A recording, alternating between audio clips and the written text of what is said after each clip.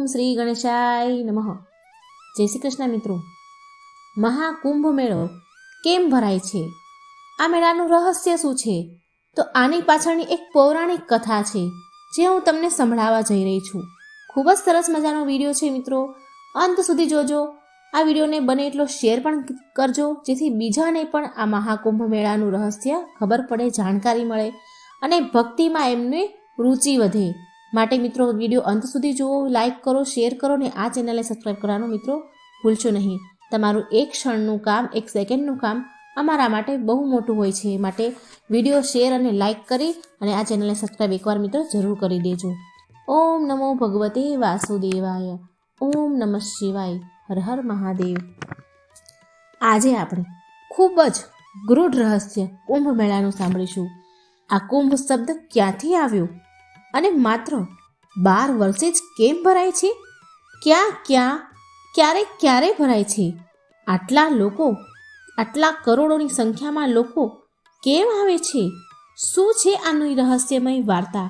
તો ચાલો સાંભળીએ. કુંભનો અર્થ છે કળશ અને વિશેષ રૂપથી અમૃતથી ભરેલો કળશ. આનું વર્ણન વેદોમાં, શ્રીમદ ભગવતમાં અને સ્કંદ પુરાણમાં મળી આવે છે. તો કથા આ પ્રમાણે છે. એકવાર દુર્વાસા ઋષિ ઇન્દ્રદેવને મળવા માટે સ્વર્ગ જાય છે. ઇન્દ્રદેવ તેમના હાથી ઐરાવત પર બેઠેલા હતા અને દુર્વાસા મુનિને રસ્તામાં તે મળ્યા. દુર્વાસા ઋષિ ઇન્દ્રદેવને જોઈને ખુશ થઈ ગયા, માટે તેમની પાસે જે એક માળા હતી એ નીકાળીને દુર્વાસા મુનિએ ઇન્દ્રદેવને આપી દીધી. પણ ઇન્દ્રદેવને બહુ અભિમાન હતું, તો અહંકાર વશ થઈને તેમણે એ માળા પોતાના ગળામાંથી ઉતારીને તેના હાથે ઐરાવતની સૂંઢ પર મૂકી દીધી. હવે કોને ખબર હતી કે ઇન્દ્રદેવની આટલી નાની એવી ભૂલ એમને કેટલી ભારે પડવાની છે. હવે હાથી તો જાનવર હતું, તો તેને કંઈ સમજાયું નહીં કે થયું શું. તેણે તો માળા સૂંઢમાંથી જમીન પર ફેંકી દીધી અને તેના પગે કચરી નાખી. હવે આ જોઈને દુર્વાસા મુનિને બહુ ક્રોધ આવ્યો અને તેમણે ઇન્દ્રદેવને ક્રોધમાં શ્રાપ આપી દીધો કે તને બહુ અહંકાર છે ને, બહુ અહંકાર આવી ગયો છે ને, માટે હું તને શ્રાપ આપું છું કે તારી બધી સંપત્તિ, ઐશ્વર્ય, શક્તિ, આ સામ્રાજ્ય તારાથી છીનવાઈ જશે, બધું લુપ્ત થઈ જશે. અને થયું પણ આવું જ. બધું જ ધન સંપત્તિ ઇન્દ્રદેવની જે કહ્યું હતું એ બધું લુપ્ત થઈ ગયું.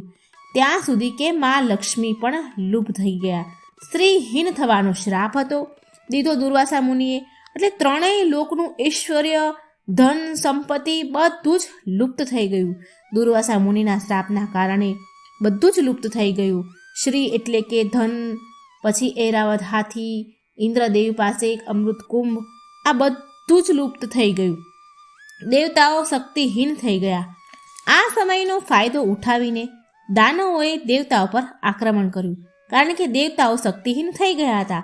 હવે આ વખતે એમની અંદર યુદ્ધ કરવાની ક્ષમતા નહોતી.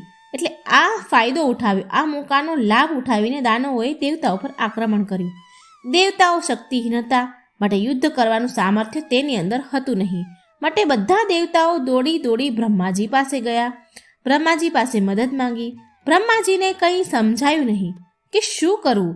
એટલે એ બધા જ બ્રહ્માજી દેવોને સાથે લઈને વિષ્ણુ ભગવાન પાસે આવ્યા, ક્ષીરસાગરમાં, જ્યાં ભગવાન શેષનાગની સૈયા ઉપર સૂતેલા હતા. ભગવાન વિષ્ણુએ દેવતાઓને સલાહ આપી કે અસુરોની મદદ લઈને ક્ષીરસાગરનું મંથન કરો. આમાંથી જે અમૃત નીકળે એ અમૃતનું પાન કરશો તો તમે અજય અમર બની જશો. આ વાત દેવતાઓએ સ્વીકાર કરી અને અસુરોની મદદ લઈને સમુદ્ર મંથન કરવાનું નક્કી કર્યું. પછી મદ્રાચલ પર્વત જે વિશાળ પહાડ છે તેના પર સાપને લપેટી, જે વાસુકી નામનો જે નાગ હતો એને લપેટીને ક્ષીરસાગરમાં મંથન કરવાનું શરૂ કર્યું. દેવતાઓએ અને દાનવે જેમ છાસને વલોવીએ અને જે માખણ નીકળી આવે તેવી જ રીતે આ મહાન મંથનમાંથી 14 રત્ન નીકળી આવ્યા. મંથન કરવાથી અંદર 14 રત્નો નીકળ્યા, જેમાં સૌથી પહેલાં હળાહળ વિષ નીકળ્યું, જે શિવજીએ પીધું અને નીલકંઠ કહેવાયા. પછી કામધેનુ, સુરભી ગાય કહેવાય છે એ, ઉચ્ચશ્રવા ઘોડો, કૌસ્તુભમણી, પારિજાતનું વૃક્ષ, લક્ષ્મીજી, વારુણી, ઐરાવત હાથી, ચંદ્રમા, પંચજન્ય શંખ, રંભા નામની અપ્સરા અને અંતે આરોગ્યના દેવતા ભગવાન ધન્વંતરી જે અમૃતનો ભરેલો કળશ લઈને પ્રગટ થયા. આ 14 રત્ન સમુદ્ર મંથનમાંથી નીકળ્યા. હવે અસુરોએ જેવો જ આ અમૃત ભરેલો કળશ જોયો તો અચાનક એ કળશને આંચકીને, છીનવીને, ઝપટીને ભાગી ગયા. પણ ભગવાન વિષ્ણુએ આનું હલ નીકાળ્યું. એટલે કે ભગવાન વિષ્ણુએ મોહિનીનું સ્વરૂપ લીધું, ધારણ કર્યું અને ખૂબ જ ચતુરાઈથી અમૃત દેવતાઓને પીવડાવી દીધું. હવે આ બધું થયા પછી દેવતાઓ અને દાનવો વચ્ચે ભયંકર યુદ્ધ થયું, અતિ ભયંકર યુદ્ધ થયું. આ બધા વચ્ચે જે ઇન્દ્રદેવનો પુત્ર હતો તે અમૃત કળશ કુંભ જે હતો એ લઈને ભાગી ગયો. ઇન્દ્રદેવનો પુત્ર જયંત, જે ઇન્દ્રદેવનો પુત્ર જયંત છે એ અમૃતનો કળશ લઈ એ કુંભ લઈને ભાગી ગયો. આ 12નો આંકડો મિત્રો યાદ રાખજો. 12 દિવસ યુદ્ધ ચાલ્યું. આ 12 દિવસોમાં ઇન્દ્રનો પુત્ર જયંત કુંભને લઈને ભાગી ગયો, પણ હજી લડાઈ ચાલુ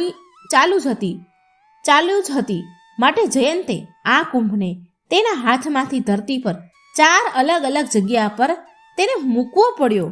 એને એવું માનો કે એને સંતાડવો પડ્યો, એમ કહીએ તો પણ ચાલે. એ જયંતે આ 12 દિવસ વચ્ચે 4 વખત કુંભને ધરતી પર મૂક્યો. હવે આ 4 જગ્યાએ કુંભને મૂક્યો તો એ જગ્યા આ હતી: ગંગા નદીના કિનારે હરિદ્વારમાં, ક્ષિપ્રા નદીના કિનારે ઉજ્જૈનમાં, ગોદાવરી નદીના કિનારે નાસિકમાં, પ્રયાગરાજમાં, ગંગા યમુના સરસ્વતીના ત્રિવેણી સંગમ પર.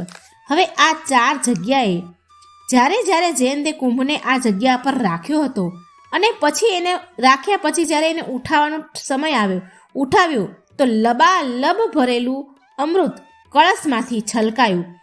અમૃત કળશમાંથી અમૃતના અમુક ટીપા ત્યાં છલકાઈને પડ્યા અને નદીના પાણીમાં ભળી ગયા. જે 4 જગ્યાએ જયંતે અમૃતનો કળશ મૂક્યો અને જ્યારે ઉઠાવ્યો ત્યારે એમાંથી અમૃતના અમુક ટીપા ત્યાં પડ્યા અને નદીમાં ભળી ગયા. આનાથી એ જે બધી નદીનું પાણી હતું એ અમૃત સમાન બની ગયું. દેવતાઓનો એક દિવસ એ ધરતી પરના લોકો માટેનું 1 વર્ષ બરાબર હોય છે. દેવતાનો 1 દિવસ અને આપણું 1 વર્ષ. તો તેમનું 12 દિવસનું યુદ્ધ ચાલ્યું. તેમનું આ 12 દિવસનું યુદ્ધ એટલે કે આપણે પૃથ્વી પરના 12 વર્ષ માટે દર 12 વર્ષે એકવાર એ સ્પેશિયલ તિથિ આવે છે જ્યોતિષશાસ્ત્ર પ્રમાણે. આ 4 અલગ અલગ જગ્યા પર જે અમૃતનો કુંભ રાખવામાં આવ્યો હતો એ જ તિથિમાં, એ જ સમયમાં અમૃતરૂપી શક્તિઓ 4 સ્થળો પર પવિત્ર નદીના જળમાં પ્રગટ થાય છે. માટે લાખો કરોડો લોકો જન્મ મૃત્યુના બંધનમાંથી મુક્ત થવા માટે, મોક્ષ મેળવવા માટે અને પાપોનું પ્રાયશ્ચિત કરવા માટે એ જળને પીવા અને એ નદીમાં ડૂબકી લગાવવા માટે આવે છે. હવે પ્રયાગનો મતલબ છે યજ્ઞ, બલિદાન અને તપસ્યાનું સ્થાન. અહીં મળે છે ત્રિવેણી સંગમ, 3 નદીઓનો સંગમ. સફેદ ધારાવાળી માં ગંગા, નીલી કાળી ધારાવાળી માં યમુના અને અદ્રશ્ય ભૂમિગત પ્રવાહ કરવાવાળી માં સરસ્વતી. આ 3 નદી મળે છે ત્યારે તેને કહેવાય છે ત્રિવેણી સંગમ. આ પ્રયાગરાજ તીર્થરાજ કહેવાય છે. બધા તીર્થોના રાજા કહેવાય છે કે અહીં એકવાર ડૂબકી લગાવવાથી 100 ગણું વધારે ફળ મળે છે, 100 ગણી વધારે પવિત્રતા પ્રાપ્ત થાય છે. શાસ્ત્રો તો ત્યાં સુધી કહે છે કે પ્રયાગમાં પ્રવેશ કરવા માત્રથી પાપ નષ્ટ થઈ જાય છે. ચૈતન્ય મહાપ્રભુ, નિત્યાનંદ પ્રભુ, શીલા પ્રભુ પાદે પણ પ્રયાગરાજની મુલાકાત લીધી હતી. અને આ મહાકુંભ સ્પેશિયલ રાજસી સ્નાનનું આમાં બહુ મહત્વ છે. પહેલાં આ શાહી સ્નાન કહેવાતું હતું, પણ ગવર્મેન્ટે નામ બદલીને આને રાજસી સ્નાન આપ્યું છે. કહેવાય છે કે દેવતાગણ પણ આજે પણ માનવ રૂપ ધારણ કરીને સ્નાન કરવા માટે અહીં મહાકુંભના મેળામાં આવે છે. રાજસી સ્નાનની તિથિઓ હું તમને આ પ્રમાણે જણાવી દઉં છું. આ પવિત્ર તિથિઓમાં સ્નાન કરવાનું અનેક ગણું મહત્વ અને ફળ વધી જાય છે. તો આમાં તિથિ આ પ્રમાણે છે, જેને સ્નાન તિથિ પણ કહેવાય છે. તો પહેલાં છે પોષ પૂર્ણિમા 13 જાન્યુઆરી. આ 2025ની તિથિઓ મિત્રો હું તમને જણાવી રહી છું. પોષ પૂર્ણિમા 13 જાન્યુઆરી, મકર સંક્રાંતિ 14 જાન્યુઆરી, મૌની અમાવસ્યા 29 જાન્યુઆરી, વસંત પંચમી 3 ફેબ્રુઆરી, માધી પૂર્ણિમા એટલે કે માઘ પૂર્ણિમા 12 ફેબ્રુઆરી, મહાશિવરાત્રિ 26 ફેબ્રુઆરી. તો સ્નાનની તિથિ આ પ્રમાણે છે. આ તિથિઓમાં જો સ્નાન કરવામાં આવે તો અનેક ગણું ફળ પ્રાપ્ત થાય છે અને આપણા જન્મોના પાપ પણ નષ્ટ થાય છે. કરોડોની સંખ્યામાં શ્રદ્ધાળુઓ અહીં સ્નાન કરવા માટે આવે છે. કુંભ મેળાનો લાભ લેવા માટે આવે છે. આ કુંભ મેળામાં લાખો ભક્તો, સાધુઓ, સંતો, પ્રવાસીઓ, બાવાઓ બહુ લોકો આમાં ભાગ લે છે અને જીવન પવિત્ર કરે છે. તો મિત્રો, મેં તમને કહી મહાકુંભ મેળાનું રહસ્ય કથા, પૌરાણિક કથા. મિત્રો, તમને વિડીયો પસંદ આવ્યો હોય તો બીજાને શેર કરજો, જેથી બીજાને પણ આ જાણકારી જાણવા મળે. અને વિડીયોને લાઇક અને શેર કરવાનું ભૂલશો નહીં. ચેનલને સબસ્ક્રાઈબ જરૂર કરજો અને આ માહિતી તમને કેવી લાગી એ એકવાર મને જરૂર જણાવજો મિત્રો. જય શ્રી કૃષ્ણ. રાધે રાધે. Thank you.